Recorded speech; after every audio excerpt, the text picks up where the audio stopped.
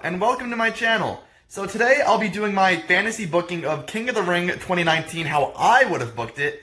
And this is a video I'm relatively looking forward to because I've had this concept written down for quite some time, even before the tournament actually began. So you should also keep that in mind when some of these storylines are taking place, and I did write this in 2019 before the tournament. But yeah, so we're going to be here for a while because this also branches off into the months to come and leads up to the main event of WrestleMania. So I put a lot of thought into this. This is something I wanted to happen. So basically, we're going to kick off with the beginning of the tournament. I left the rest of the bracket relatively untouched because the only matches that changed at all were the ones that involved the eventual winner of the match, which you'll probably figure out rather quickly who it is. So, we kick off with the August 19th edition of Monday Night Raw, right? It's Drew McIntyre versus Ricochet. Now, obviously, as per the shirt, which is why I decided to wear the shirt for this video, Drew McIntyre is going to win this King of the Ring tournament, and he's going to be King of the Ring. So, Drew, they make their entrances, of course, as wrestlers do, make their entrance, and the referee rings the bell. And then he rings the bell, and right after that, boom, Claymore. 1, 2, 3, Ricochet's down, Drew McIntyre advances, quarterfinals, just like that, easy work. So Drew's establishing himself as a dominant, he's a threat to the throne, so to speak, and he is not one to be messed with. So then we move to the quarterfinal Raw, which happened on the September 2nd edition, where Drew McIntyre will come face-to-face with the Samoan submission machine, Samoa Joe. That match in itself would just be phenomenal, but basically, the way I have this going, they have a solid 15-minute main event caliber match, as you would expect them to. Joe tries to get Drew in the coquina clutch, but he manages to escape it, manages to rebound off the ropes, Claymore kick, boom, 1, 2, 3, Drew McIntyre is in the semifinals of the King of the Ring tournament. So then that takes us to September 9th of Monday Night Raw, and that's where Drew McIntyre will come face-to-face with Baron Corbin. Now, Baron Corbin, by this point, is establishing himself as one of the top stars, and is definitely one of the favorites to win the tournament, so he is not one to be trifled with. So the bell rings, and Baron Corbin immediately tries to start off with an end of days. 1, 2, Drew kicks out, 2.9. They have a little bit of a scuffle, they go on for maybe 5, 7 more minutes-ish, and then Drew manages to hit a Claymore out of nowhere, and then 1, 2, 3, Drew McIntyre eliminates probably the favorite to win the competition at that point, and advances to the final of the tournament. So that takes us to September 16th edition of Raw, where Drew McIntyre meets Chad Gable, who is still having his underdog run as he did in real life. So with Chad, Drew is a little bit overconfident, he's over cocky, he's Drew McIntyre, he's still the heel guy, he's not babyface yet. And he underestimates Chad Gable because he's overestimating his own abilities. So, Gable's able to catch him off guard. They have a decent, string of sequences. They have a decent match. Gable manages to catch him with his O'Connor roll German suplex, which gets him for a near fall. So, Drew manages to escape, and then Chad Gable scales the ropes, lands a moonsault, which he thinks will finish the match, but Drew McIntyre powers out confidently after 1. And then he kips up, rebounds off the ropes, Claymore, 1, 2, 3. Drew McIntyre is your new King of the Ring. King Drew is officially a thing. So, yeah, that's how I would have the tournament going. As you can see, I only focused specifically on Drew because he's the one I had winning. So I didn't think it'd be necessary to, focus on each respective match of the bracket, because they'd be all relatively the same as they won in real life. But then we go to Clash of Champions, which happened on, September 15th. Right, okay, my bad. I messed up the date somehow. But yeah, September 15th, Clash of Champions, Drew McIntyre is officially crowned as the King of the Ring. There's a ceremony for it. It happens on the pay-per-view, the crowning itself, and Drew McIntyre is officially King Drew. So we move to the next Raw, where Drew comes out cutting a promo, listing his accolades. He's asserting himself as the king under his reign, blah, blah, blah. Typical king stuff, because that's the way WWE would probably do it. So yeah, Drew McIntyre's the king. And then he's gonna initiate, there we go, there's the word, good job. Initiate his reign of terror across the WWE, and he is not someone that is going to be taken lightly. And then out comes a returning Finn Balor, who hasn't been seen since the SummerSlam where he was decimated by The Fiend. Now, this will kick off a feud, which will culminate at Hell in a Cell, basically. So Finn interrupts him, he says he's a changed man, since he met with The Fiend, which is going along a little bit with his real-life gimmick of people changing after they have been defeated by him. So he's a changed man. He's challenging Drew, stepping up to the plate, and says if someone's going to be able to knock off the king, he has to be able to go to I can't speak. If the king wants to call himself a king, he has to go through the prince first. Finn being the prince, obviously. And then Drew laughs him off, brushes him off, and then Finn smacks him across the face before leaving and going backstage. And Drew at this point is infuriated. This leads to the next week where Drew McIntyre's having a backstage interview. He's just talking about being the king, King of the Ring, winning King of the Ring. And then, in the background, if you're paying attention to detail, you'll see there's a shadowy figure. And, obviously that figure is Finn Balor, but the audience doesn't know that at the time. It's just some shadowy, mysterious figure. And both the interviewer and McIntyre comment about feeling some sort of odd off presence in that backstage area.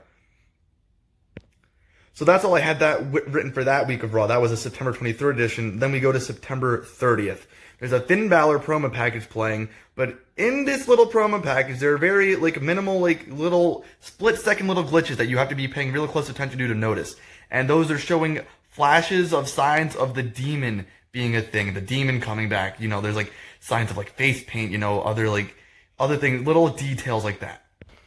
And then the promo package ends up closing with a shot of smog. The smog that Finn Balor has when he does his demon entrance. That's the type of smog I had in mind. So that's the closing, last couple of seconds is just the smog. So that's hinting at the return of the demon ultimately, eventually, which we'll get to. So then, Drew just comes out, has a squash match to put himself over even more. Just a quick little thing to get some momentum going. And then I believe that's it for that edition of Raw. And then we have Hell in a Cell. So, Hell in a Cell, Finn Balor puts up a valiant effort. He gets some offense in. He does pretty well. But ultimately, at the end of the day, Drew McIntyre is playing the big boy heel. He's unstoppable. He's very aggressive, very brutal. Hits a Claymore, 1, 2, 3. Drew McIntyre picks up yet another victory to his name. And King Drew is victorious. So then, we go to Raw, October 7th, one day after Hell in a Cell, obviously. And Drew is out talking about how he's, backing up his claims, how he is the legitimate king, he's not to be trifled with. He is here to make a statement, and that statement is that he is the king. Now, while Drew's talking about being dominant and backing up his claims to the throne, being the ultimate, dominant, most ruthless king that there is, out comes one Shinsuke Nakamura, the next man who is going to challenge Drew McIntyre. He wants to pick a fight with the king. So Shinsuke interrupts him, and then he brings up the term servants. He says he doesn't want to lie back, and watch this as if he was a servant. And Drew says that's interesting that he brings that up because he just so happens to have a servant of his own now in Finn Balor. Now, the idea behind this is that basically, the angle I'm going for here is Drew McIntyre is knocking down his opponents that he's getting into feuds with, and those feuds are people he's going to screw over as a result of trying to cross him. So what I'm going for here is Drew McIntyre has contractually made it so that Finn Balor is contractually obliged to be by his side and act essentially as his servant and do his bidding for him. Now, I wasn't sure exactly how to make this work in the terms of a fantasy booking, but since WWE usually likes to make the kings actual king and sometimes have some sway backstage and some sort of actual power, I felt like this made a little bit of sense in terms of the WWE aspect. So hopefully that checks out, and hopefully this makes sense. So Finn Balor comes out, and he's confused, obviously, because he doesn't know what the hell Drew's talking about, and of course he doesn't want to stand by his side because he doesn't like him at all. But Drew McIntyre makes it very explicitly clear that if he doesn't obey or abide by his rules, that he will be out of a job and he will no longer be employed by the WWE. So basically, Drew's like, if you want to get to me, you first have to go through my servant, which is what provoked Finn Balor being told to come out, and then Drew explaining what I had just explained. So then, Finn Balor, of course, he's not very happy about this, but he has no choice, otherwise he'll be unemployed. So of course, Finn obliges because he wants to keep his job. Sorry about the cuts, by the way. I keep pausing so I have time to read and then process what I want to say next. But yeah, so Finn then has to oblige, and he faces Shinsuke Nakamura in a match. However, the match ends in a disqualification because Drew just straight up hits Nakamura with a Future Shock DDT.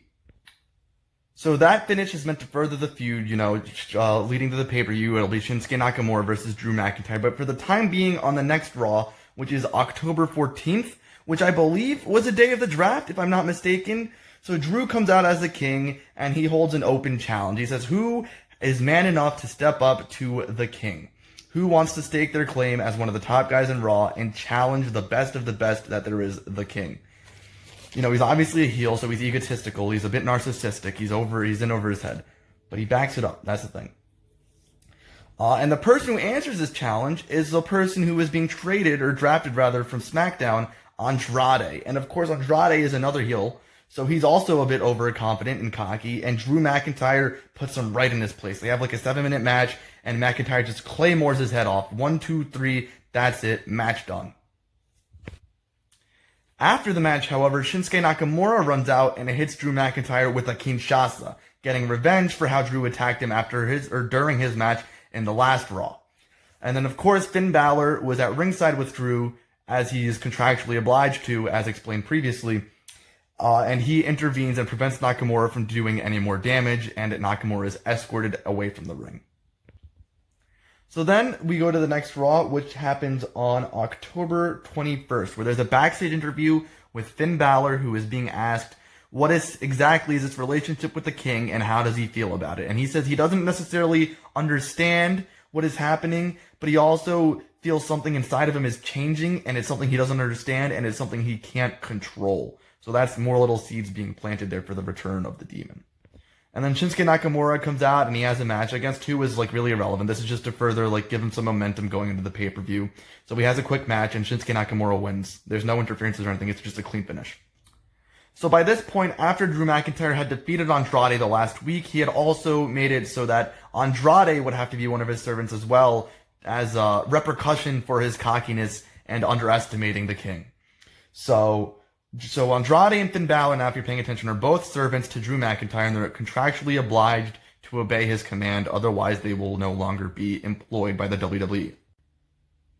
So on this week's Raw, Drew McIntyre is the one being interviewed backstage, and he is being asked the question, why did he recruit the likes of Finn Balor and Andrade, and why did he force them to be his servants? Now, Drew McIntyre is extremely offended by this question, and his response is that he is doing this out of benevolence. He is being very benevolent in allowing them to be associated with such high-class royalty. He says this as if it's some sort of high-class act, as if it's some sort of honor to serve by his side, because he's Drew McIntyre and he's the king and he's cocky over his head.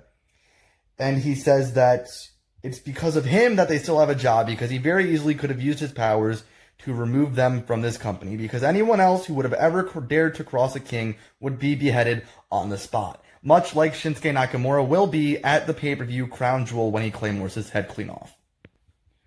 Drew then storms his way out of the backstage area and into the ring, where he will have a quick squash match again to get a little bit of momentum going into the pay-per-view. So we're now on October 31st in Saudi Arabia, Crown Jewel. Basically, Shinsuke Nakamura and Drew McIntyre put on quite a decent match. I'd say it'd probably go maybe 12-ish minutes. But ultimately, Drew McIntyre hits a claymore, but he decides not to go for a cover. He wants to make Shinsuke Nakamura pay because he attacked him after his match and he gave him a lot of shit. So he hits a second claymore, and he decides that's not enough, and he sets him up for a third claymore before pinning him. 1, 2, 3. Shinsuke Nakamura is the next victim of the king's malicious intent. So during this match, Andrade and Finn Balor were also ringside, of course, as they're now just accompanying him everywhere he goes, and they were essentially acting as guardsmen, just standing by ringside in case anything went wrong. So then we go to Raw, the next edition of Raw, November 4th, following the Crown Jewel pay-per-view, and Aleister Black is cutting a promo about how he's disgusted by Drew's chaotic kingdom and how there will soon be a black mass to loom over it. And later in the night, as a result of his words that he spoke earlier, Drew repays him with a claymore backstage when he wasn't suspecting it, and then he also puts him through a table with a big suplex. So obviously, Drew McIntyre isn't taking anything from anyone who even so much as even hints at disrespecting his name, he is going to go after, and he is not going to give in. He is going to be absolutely relentless. So then on the next week of Raw, November 11th edition, Aleister Black is calling Drew out for his actions, but instead of Drew McIntyre answering, he is blindsided by one Andrade, who didn't necessarily want to do this, but again, he is contractually obliged to, as per being the king's servant, so he must fulfill his duties. So then, they get a referee out there, Andrade and Aleister Black happens. As you can imagine, that'd be quite an entertaining match. But it ends with a distraction finish as Drew comes out to distract his future opponent, and Andrade manages to pick up the victory after locking in the Hammerlock DDT, thanks to the King Drew McIntyre. So as a result of the distraction from last week and the attacks that have been happening, Aleister Black gets an opportunity to tag team match where he will be facing the team of Andrade and Finn Balor, where he gets to choose a mystery tag team partner of his choosing. I said choose twice. That wasn't necessary. That was redundant. But you get the point. So, essentially, the partner is irrelevant. Basically, Black will win after pinning Andrade off of a black mass. That is basically what happens to give him some momentum and to further the feud a little bit. Yes, I forgot this detail. So, as Aleister Black is making his entrance, the camera's following him backstage, and he walks past Finn Balor's door. Now, Finn Balor's door is closed, but there is some smog coming out of it. The same smog that you would have seen at the end of his promo package back when he was feuding with the King Drew McIntyre. So that's another little important detail. So after Aleister Black wins his match, he is just staring down Drew McIntyre with a cold, dead stare. He's staring him down like he wants to kill this man because he hates him. So then that's the closing shot of Raw. That would be the main event, and that's how Raw goes off after that week. So that was also the go-home show, which is why that was the main event and the closing shot, which leads to Survivor Series, November 24th, where Drew McIntyre will face Aleister Black. So Drew manages to come out on top, but Aleister Black has given him his nearest scare. He hit him with a black mass, but fortunately for Drew, his servants were at ringside, and Andrade put his foot on the rope to break the count up at 2. So obviously, Drew's still the heel in this story. He's not all of his wins are going to be necessarily clean. So that's how he escaped that, and then eventually he was able to recuperate himself, and he hit a Claymore to win the match. So McIntyre, following his massive victory over Black, comes out on Raw, and he says that the throne is no longer enough and that the king needs some gold. Gold, of course, referring to a championship. So he calls out the Universal Champion, who at this point is still Seth Rollins, because in this universe, that stuff with the Fiend never happened. That colossal chaos never occurred. So Seth Rollins in this world is still the Universal Champion. So he calls out Seth Rollins, and they engage in a battle of words. Essentially, Rollins is trying to talk sense to him, telling him the path he's going down isn't the correct path, because he's been down there before and he's seen others go down that path, and it doesn't end well at all, ever at all. Drew scoffs because he's egotistical and he thinks he knows everything, and then he nods, which signals Aleister Black to come down, his newest contractually obliged servant, and Black masses Seth Rollins right in the face. And then Black, before leaving, just stares at Drew. You can tell that he's not happy with what he's doing, but he has no choice. So he stares at Drew, he's very visibly upset, and he just walks off because there's nothing he can do about it. And Drew is just left smirking in the ring, standing over an out-cold Seth Rollins. So all the King's plans are coming together. They're all piecing together like a perfect little puzzle. But then later on, after we come back from the commercial or something, Seth Rollins is finally getting backstage after being attacked. And this time, again, Finn's locker room is the focus of this segment. He's hearing some weird noises coming from the locker room, and of course, Rollins, being the good guy champion that he is, he decides to go and check up on Finn. Because, Finn's not a bad guy himself. He's just doing what he needs to do to not be fired. So he wants to make sure everything's alright. He goes in, he knocks on the door, he opens it, and then he's pulled in by an arm. Now, at this point, this cuts to commercial. And so we don't know what's happening, but then we come back from commercial, and Finn Balor's just in the room all by himself. And the room's chaos, but it's just Finn Balor by himself. I should also mention that when the door was open, smog poured out. That was another, the smog is an important detail that I like to keep including here. Smog poured out, and then the arm reached out and grabbed Rollins to pull him in. And then that's when we went to commercial break, and then when we came back from commercial, we just saw that the room was completely obliterated. It was a complete mess. But Finn was all by himself, which was very, very odd. So the next Raw, December 2nd now, Rollins is interviewed backstage, of course, about what had happened with Finn Balor. What was the issue? What occurred? What was it like? Trying to get answers as to what is going on. So Seth says that he remembers absolutely nothing after the point he was pulled into the room, which is, again, very strange. But he says what he does recall is that it was a very mysterious force, and it was certainly not a natural force. It was something out of this world. And then at this point, Finn just pops up around the corner and greets Seth as if the thing last week never happened. Because to Finn, he doesn't know that this happened. Basically, what I'm going on with here is Finn doesn't understand what's happening.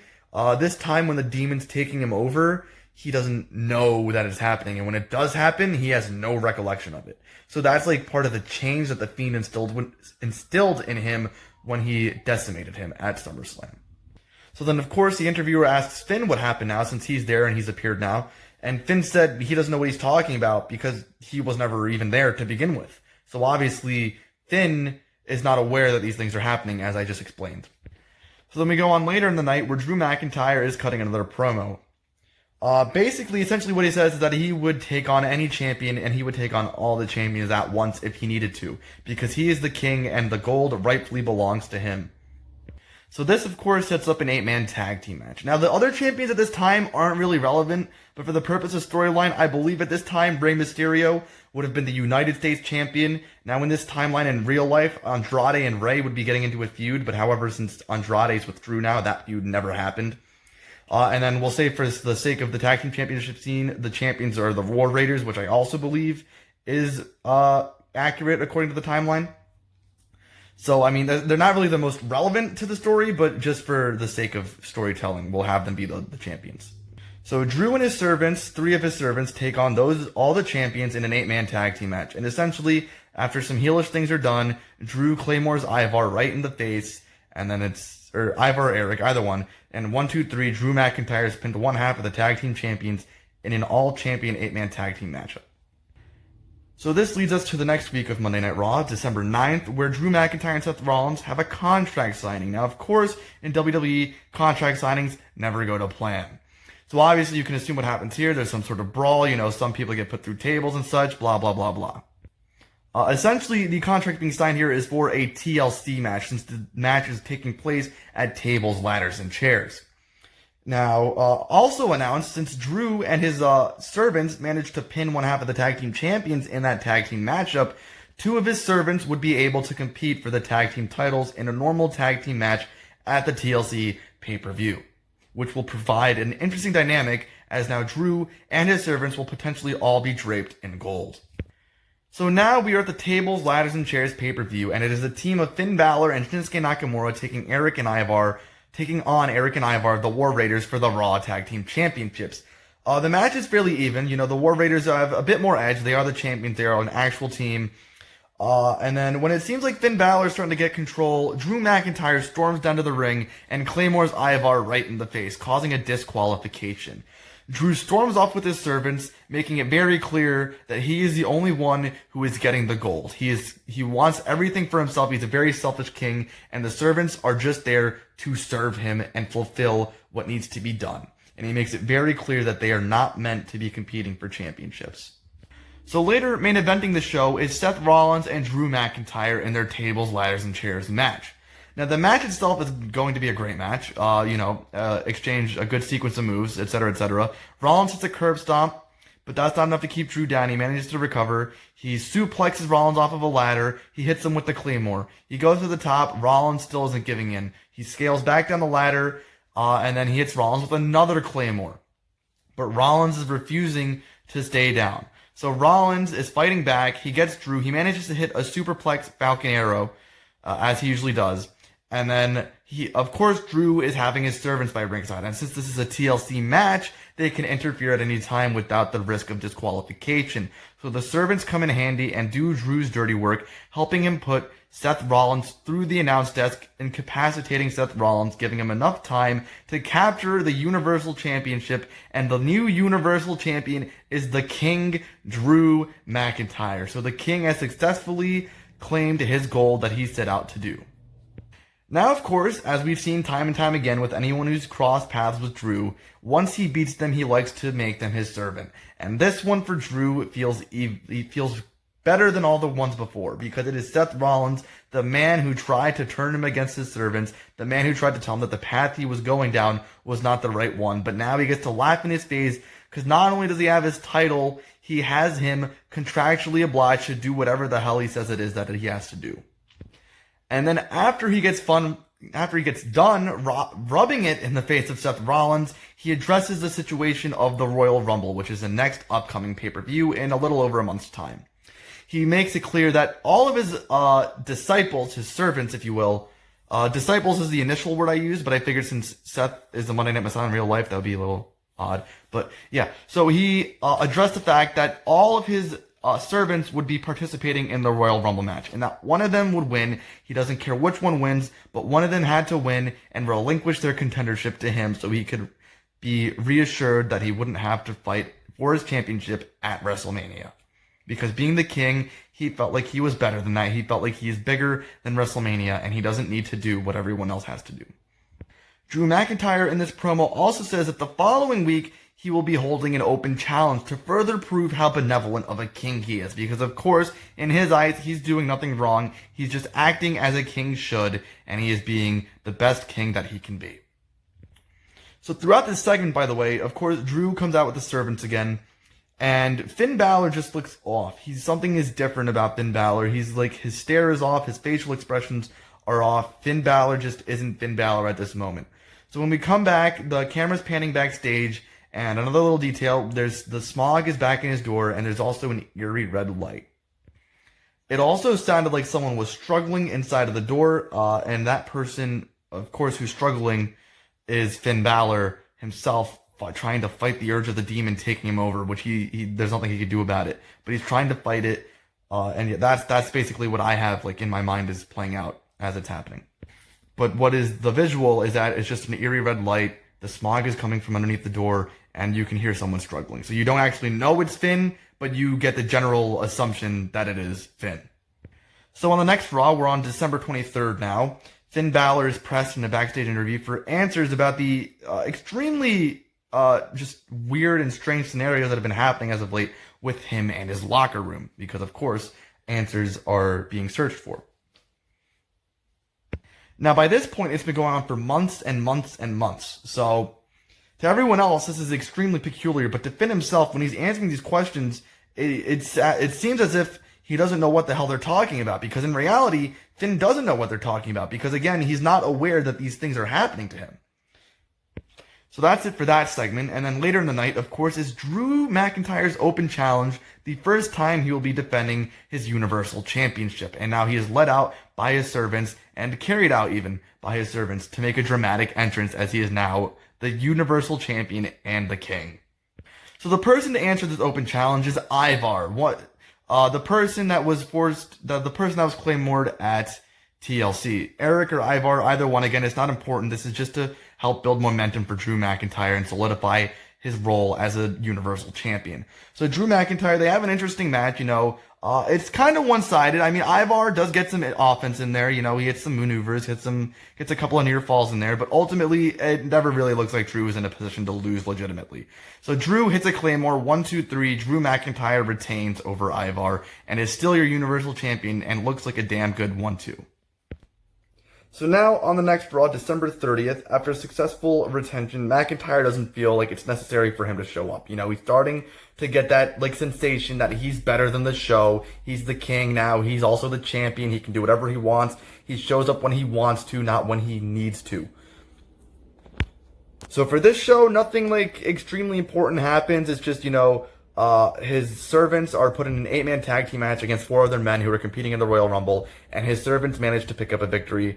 Because when they're not under the influence of the king and they're free to roam themselves, they can be a cohesive unit and work together. Now, keep in mind, by the way, I don't know if I've made it clear enough, these people that are being forced to work with Drew, they don't want to work with him. They don't want to be doing these things that they're doing. This is 100% against their will, but they just don't want to be out of a job, so they are complying reluctantly. However, another interesting detail is that Finn Balor remained backstage and didn't appear ringside for the match to support his fellow servants. Now, the servants themselves don't have any issues between them or with each other, They all collectively have an issue with Drew McIntyre, but there's nothing they can do about it because he's the only thing keeping them employed right now. So we move to January 6th, where the number one contender to Drew's Universal Championship will be crowned for the match at the Royal Rumble pay-per-view. Now, in this storyline, the person who is the number one contender isn't necessarily important. It's kind of just like a filler feud. But for the sake of this, we'll just say it's one Kevin Owens, because who wouldn't want to see Drew McIntyre versus Kevin Owens? So Drew McIntyre comes out, of course, to confront his new challenger.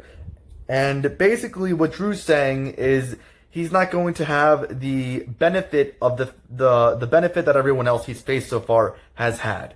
If he loses to Drew at the Royal Rumble, he will no longer be a Raw superstar. Now notice I said Raw and not WWE because obviously Kevin Owens just wouldn't leave. He'd just be then obviously picked up by SmackDown. But for storyline purposes, he'd be getting fired. So basically what's happening here is Drew's getting frustrated by what he's having to deal with. He feels like he shouldn't have to deal with such things or defend his title so frequently. He should be able to do things when he wants to do them and not when management dictates that it is necessary. So then the next week, Kevin Owens is looking for a fight, and Drew McIntyre sends one of his servants, Shinsuke Nakamura, out to battle him. Now, Owens and Nakamura put on a decent match, as you would expect them to, and Owens picks up the victory in a clean manner. Though after the match, Drew McIntyre does deal a future shock DDT to Kevin Owens, just for no reason, because he's Drew McIntyre and he feels like beating the shit out of people who try to get in his way. And of course, his other servants were also at ringside for this match. So Finn Balor, again, a person of note. His eyes, again, just seemed off. You just look at him and you're like, something's not right with this guy. Something's different. Something's not quite right. Something's off. And then at one point during the match, Kevin Owens was brawling with Shinsuke at ringside, and that threw him off a little bit, which gave Shinsuke an advantage. But ultimately, Owens pulled through for the victory. So now we go to January 20th edition of Raw, which I believe is the go-home show. This is the go-home show for the Royal Rumble.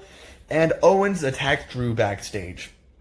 Now, Drew's servants come out immediately to this, obviously, because if Drew gets attacked, he will fire them, and then they will no longer be employed in WWE. So Drew is spared thanks to his servants, otherwise it was seeming like Kevin Owens might have had the upper hand by blindsiding him backstage. But Drew is extremely infuriated. He lashes out at his servants for even allowing something like this to happen. He is exceptionally offended that something like this has occurred to him because he is the king and he is the champion and he is better than everyone else and he does not deserve this kind of treatment. So Drew McIntyre also has a match later on tonight. Against who is not important. Again, this match is just filler to build up some momentum going into the pay-per-view as he is the champion. And Drew McIntyre makes it very explicitly clear that they should not let this happen during his match. But of course, it does happen because Kevin Owens is Kevin Owens, and he attacks him after Drew picks up the victory, and he beats him down with a steel chair. And of course, the servants are there to help him out, but Kevin Owens still managed to get a few shots in before the pay-per-view. So now we go to the Royal Rumble. Like I said, the match with Kevin Owens isn't necessarily important. It's just a filler feud. What's important here is the Royal Rumble match itself. So we are towards the end of the Rumble. There is 6 men left. Number 30 is yet to enter. It's a surprise entrance. Nobody knows who it is. So it's Finn Balor. Again, the other 5 guys aren't really important. They're just filler people for this storyline. They're not really crucial characters to this story. Basically, the counter starts counting down, 10, 9, 8, the crowd's going along with it, and then it hits 0. The lights go out, and everybody's like, the crowd's gasping, commentary's putting it over, like, what is this? This is insane. And then, you hear Bray Wyatt laughing, so now the Fiend is here, something is happening. And then the lights go back on. Everyone else has been eliminated from the Rumble, except for Finn Balor. He turns around, but something's different in Finn too. You can see that cold, lifeless, dead stare is back in his eyes, and he is unfazed. Something's clicked in him, and something is wrong. But everyone else has been eliminated from the Rumble. The lights came on, and they're just mysteriously gone at ringside. And then, so Finn tries fighting back. He's unfazed by the Fiend because he is being controlled by something inside of him that doesn't necessarily understand, so he's not aware of what is happening. But yeah, they have I'd say this probably would go for maybe 4 minutes-ish. They'd have some hard-hitting exchanges, some cool little spots they could do. But ultimately, the Fiend eliminates Finn Balor from the Royal Rumble and is going to the main event of WrestleMania. So I'm sure by now you can see where this is going, but I'm not going to say it until it actually happens. So yeah.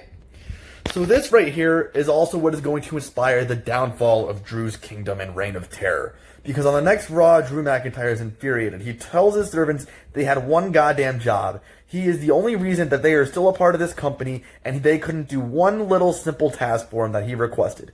All he wanted was for one of his 6 men to win the Rumble so they could relinquish their contendership to him so he could have the night off.